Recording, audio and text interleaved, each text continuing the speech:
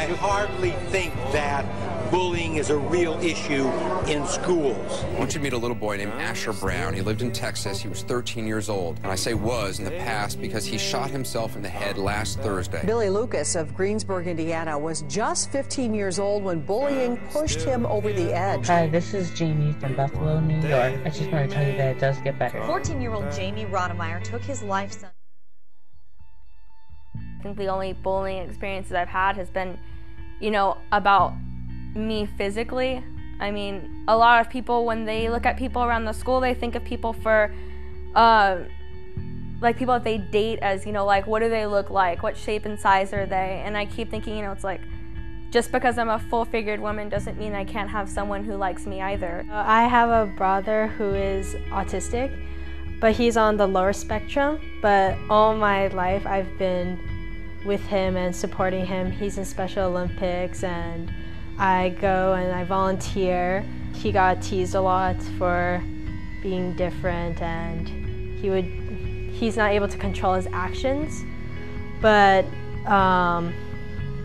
he was still like teased about it. My brother has cerebral palsy, which pretty much means he has, I don't know, physical and mental disabilities, I guess you could say, and like he can talk and everything, but he's just like a lot less intelligent than like a normal 14-year-old would be. And then he has like trouble walking, and like he can like stand and like walk, but like he can't run or like do anything like that.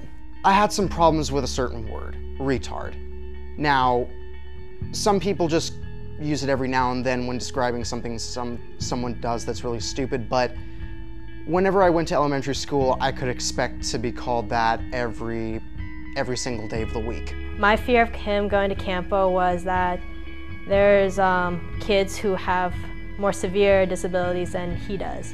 And I experienced that. My own friends, they would tease them, they would throw tennis balls at them, they would push them around, they would prank them. So I had a fear of him coming to Campo and then just people treating him poorly and him getting beaten up and all these different fears. I don't know, with everything, I don't know, I feel like with Ben, because he's like one of the nicest people like you'll ever meet, that people like have never really been mean to him. I've never, like at least since I've been around him, I've never like experienced any intolerance with him, but who knows like what happens at like school and stuff, because I don't go to school with him.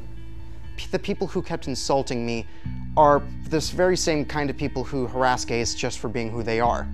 I have high-functioning autism, but I can't help it. It's who I am, but that doesn't make me stupid. It doesn't make me inhuman. It doesn't make me inherently wrong. Being gay doesn't make you inherently wrong either. The truth is, being a gay student at Camp Lindo High School sucks. I used to dread waking up every day having to come to a school where I felt like I didn't belong. I hear the phrase, "that's so gay," almost every day. Don't worry though, the homophobia isn't directed at me specifically. It's just a phrase, right? Wrong. The truth is, every single time I hear that phrase, I get angrier. Why would you say that when you know I can hear you? You're just rubbing salt in a wound.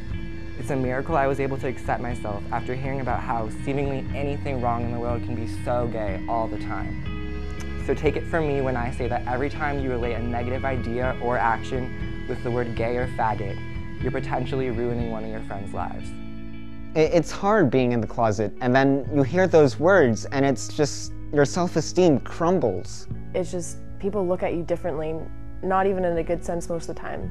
They just look at you like you're a different species or an animal. They don't understand at all. I feel like people still don't understand fully what it's like to be with kids with special needs, especially at different spectrums. So I created a club called Project Open Hands to spread awareness for people with special needs from a low spectrum to a high spectrum, and to understand that these kids are just like us and their disability is not a disease that is contagious. We're not going to get them, and they're completely normal. They're just like us. When I came out to my friends, they were like, okay, so Jeff's gay, it doesn't matter, whatever. We have more important things to be dealing with. If it got better for me, it can get better for you too. It gets better. It gets better. It gets better. It gets better. It gets better. It gets better. It gets better. It gets better. It gets better. It gets better. It gets better. It gets better.